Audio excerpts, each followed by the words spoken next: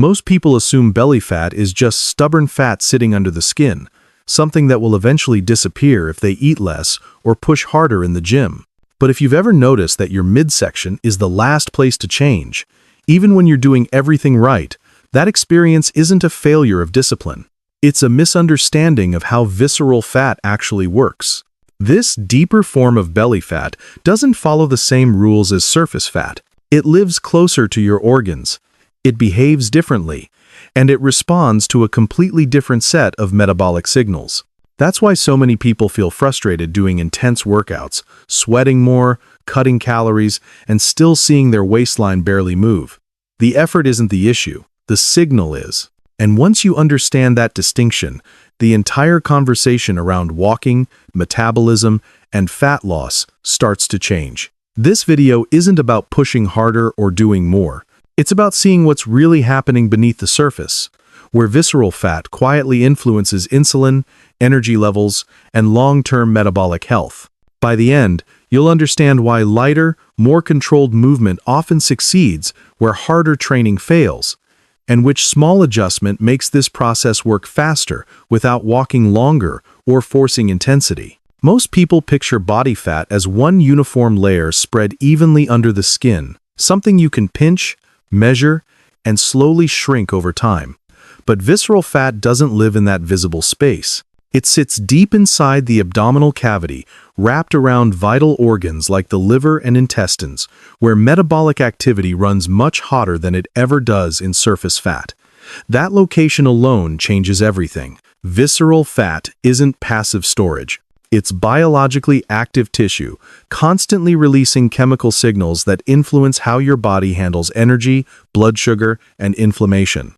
Scientists often describe it as inflammatory, not because it causes immediate symptoms, but because it quietly alters internal signaling day after day. This is why visceral fat is so closely linked to insulin resistance, fatty liver, and long-term metabolic disease. It's also why belly fat feels so unfairly stubborn. You're not just trying to shrink a storage depot, you're dealing with a tissue that actively communicates with your metabolism. Once you recognize that belly fat follows different biological rules, it becomes clear why generic advice like move more or burn more calories so often misses the mark. What makes visceral fat especially disruptive isn't just where it's stored, but who it reports to first. Unlike subcutaneous fat, visceral fat drains directly into the portal vein, the blood vessel that delivers nutrients and energy straight to the liver. That means the fatty acids released from deep abdominal fat hit the liver immediately, often at moments when the body doesn't actually need more fuel. Over time, this constant energy overflow interferes with insulin signaling and pushes the liver towards storing fat instead of regulating it efficiently. The result is a quiet metabolic loop that encourages belly fat to grow from the inside out. The liver becomes less responsive to insulin, blood sugar control worsens, and the body shifts into a mode that favors storage rather than release. None of this happens suddenly, and that's why it's so easy to miss. There's no sharp pain or obvious warning sign, just a gradual thickening around the waist and a creeping sense that your metabolism isn't cooperating anymore. Understanding this liver connection reframes the problem entirely. Belly fat isn't stubborn because it's lazy tissue. It's stubborn because it's plugged directly into your metabolic control center. And once you see that, the next question becomes unavoidable. If visceral fat is driven by signaling rather than effort, what kind of movement actually sends the right message? Here's the detail that catches most people off guard. Despite its reputation for being stubborn, visceral fat is actually more responsive than surface fat once the right conditions are in place. Research consistently shows that deep abdominal fat reacts quickly to improvements in insulin sensitivity, mitochondrial efficiency, and steady aerobic stimulation. This is where a very specific kind of movement begins to stand out. Not intense workouts that leave you gasping for air, and not slow, distracted movement that barely raises your heart rate, but a controlled, sustainable pace that nudges the body into a fat-friendly metabolic state. Scientists often describe this intensity as the range where your cells are working efficiently rather than defensively. This is why Zone 2 walking keeps appearing in studies focused on visceral fat loss. It creates an environment where oxygen delivery, fat oxidation, and mitochondrial function line up in a way visceral fat responds to almost immediately. If visceral fat responds to signals rather than struggle, Zone 2 is one of the clearest signals your body recognizes. And that realization quietly changes how you think about effort, effectiveness, and what actually drives fat loss beneath the surface. Zone 2 isn't the kind of exercise that leaves you drenched in sweat or counting down the minutes until it's over. In fact, it often feels almost too easy to matter. You're moving at a pace where you can still hold a conversation, where your breathing is deeper but controlled, and where your body feels warm without being pushed into strain. This is exactly why it works. Inside your cells, especially within your mitochondria, Zone 2 creates a rare metabolic window where fat becomes the preferred fuel source. Researchers describe this intensity as the range where oxygen supply matches energy demand, allowing fatty acids to be oxidized efficiently instead of being stored. When you move at this steady pace, your body learns to rely less on quick-burning carbohydrates and more on fat, including visceral fat. Over time, this trains your metabolism to default to fat usage during activity rather than treating it as an emergency backup. Another overlooked benefit of Zone 2 is metabolic flexibility. This is your body's ability to switch smoothly between burning carbohydrates and fat depending on the situation. Greater flexibility is consistently linked to lower visceral fat and better long-term metabolic health, which is why this seemingly gentle pace produces results that harder efforts often miss. One of the biggest reasons people miss the benefits of Zone 2 is that they assume it requires lab tests, heart rate monitors, or expensive wearables. In reality, your body gives you clear feedback if you know what to listen for. Zone 2 lines up with a comfortable but purposeful effort. You should be able to talk in full sentences, but singing would feel awkward. Your breathing deepens, yet it never feels rushed or panicked. A simple cue researchers often mention is nasal breathing. If you can maintain breathing through your nose for several minutes while feeling slightly challenged, you're likely in the right zone. This works because nasal airflow begins to feel restricted right around the intensity where your body shifts toward using more fat and less carbohydrate. Another reliable signal is warmth. Your body temperature rises, but you're not soaking through your clothes or feeling overheated. This is the physiological range where lactate stays low and stable, a hallmark of true Zone 2. Once you recognize these sensations, finding Zone 2 becomes intuitive, not technical, and staying there becomes far easier than most people expect. If you could zoom inside your muscles during a Zone 2 walk, you wouldn't see anything dramatic happening on the surface.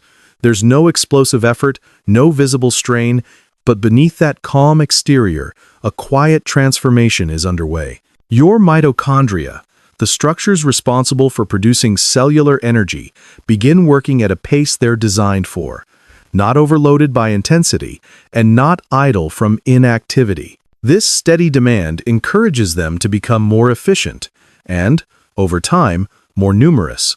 One of the most important changes taking place is an increase in fatty acid oxidation. At Zone 2 intensity, mitochondria preferentially use fat molecules as fuel, including fatty acids released from visceral fat stores. The more often you train at this pace, the better your cells become at accessing and burning fat both during movement and at rest. Studies consistently show increases in mitochondrial enzymes and density after repeated low-intensity aerobic sessions. This upgrade matters deeply for visceral fat, because deep abdominal fat is especially sensitive to improvements in metabolic efficiency. As your muscles become better at handling fat, they pull more fatty acids from circulation, and visceral fat begins shrinking quietly from the inside. The process isn't dramatic in the moment, but its effects compound steadily over time. One of the biggest misunderstandings around fat loss is the belief that results should show up the moment you start moving. In reality, your body doesn't tap visceral fat the instant you begin walking. At first, much of the energy comes from stored carbohydrates, but as your pace stays steady and your effort remains controlled, something important begins to shift. Your metabolism gradually transitions toward fat as its primary fuel source.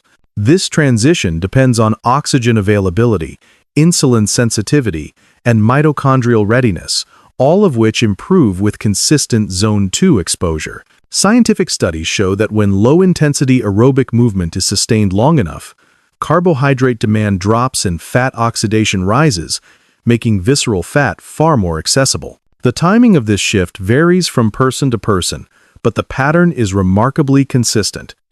Consistency is what trains your system to reach this fat-burning state faster each time. The more regularly you practice Zone 2, the sooner your body settles into efficient fat use during each session. This is why shorter, steady walks, done repeatedly, outperform sporadic bursts of hard effort. Visceral fat responds to repeated, calm signals, not occasional spikes of intensity. One of the most reassuring truths about visceral fat loss is that progress begins long before it becomes visible. In the early weeks, the changes are metabolic, not cosmetic. Liver fat begins to decline, insulin signaling improves, and mitochondrial enzymes become more active. These shifts quietly set the stage for fat loss before your waistline ever reflects it. Research on low-intensity aerobic movement consistently shows improvements in insulin sensitivity and reductions in internal fat markers within just a few weeks, even when outward appearance looks unchanged. This is where patience becomes essential. Many people assume nothing is happening because the mirror hasn't changed yet, but the reality is that your body is reorganizing how it handles fuel. Visceral fat responds from the inside out. Most people begin noticing measurable changes around the 4 to 6 week mark, depending on consistency and overall metabolic health. By then, energy levels are often more stable, cravings feel less intense, and walking at the same pace starts to feel easier. Those subtle signals are your confirmation that the process is working, even if visual proof hasn't fully arrived yet. One of the reasons visceral fat feels so stubborn is that many people unknowingly drift away from the very signal their body responds to. They start a walk at a comfortable pace, then speed up when they feel good, slow down when distracted, and spend very little time in the actual metabolic zone that drives fat oxidation. This constant fluctuation breaks the signal. Another common mistake is pushing too hard. When effort creeps upward into higher intensity, the body shifts back toward burning carbohydrates, not fat. The workout may feel productive, but it no longer creates the conditions visceral fat responds to. A third issue is volume. Even perfectly executed Zone 2 sessions won't deliver results if total weekly exposure is too low. Mitochondria adapt to repetition, not occasional effort. Visceral fat doesn't respond to hero workouts. It responds to steady, repeated messages. These mistakes aren't failures of willpower, they're simply misunderstandings of how the system works. Once corrected, progress often resumes without adding more time or effort, just by restoring consistency and precision to the signal being sent. Once consistency is in place, a few subtle adjustments can noticeably accelerate results without increasing walking time. One of the most effective is timing. Walking before meals or several hours after eating creates a metabolic environment where carbohydrate stores are slightly lower, naturally nudging the body toward fat oxidation. This doesn't require fasting. Even a modest post-absorptive window can shift fuel preference. Another powerful adjustment is pacing discipline. Maintaining a stable rhythm throughout the walk matters more than people realize. Frequent speed changes reduce the total time spent in true Zone 2, even if the walk feels long enough. Weekly volume also plays a role. Research often points to a range of roughly 150 to 300 minutes per week as the threshold where improvements in insulin sensitivity, mitochondrial efficiency, and visceral fat reduction become measurable. It's not speed that matters, it's presence. The more consistently your body receives the same calm metabolic signal, the faster it adapts, and the easier fat oxidation becomes over time. Zone 2 walking becomes most powerful when it stops feeling like exercise and starts blending into daily life. Many people succeed by pairing their walks with something enjoyable, a favorite podcast, a playlist, or a phone call. When the brain associates movement with pleasure instead of effort, resistance fades. Another effective strategy is scheduling walks at the same time each day. The body responds well to predictable rhythms, and energy patterns stabilize more quickly when movement becomes routine. Over time, skipping a walk feels stranger than doing one. Anchoring Zone 2 to existing habits, such as walking after waking up, after lunch, or in the early evening, reduces mental effort and decision fatigue. As the habit settles in, the benefits extend beyond fat loss. Energy becomes steadier, digestion improves, sleep quality often rises, and mood feels more balanced. By the time Zone 2 feels automatic, you're no longer just burning visceral fat. You're protecting the metabolic environment that prevents it from returning. The real success of Zone 2 walking isn't just a smaller waistline. It's the long-term protection it offers your metabolism.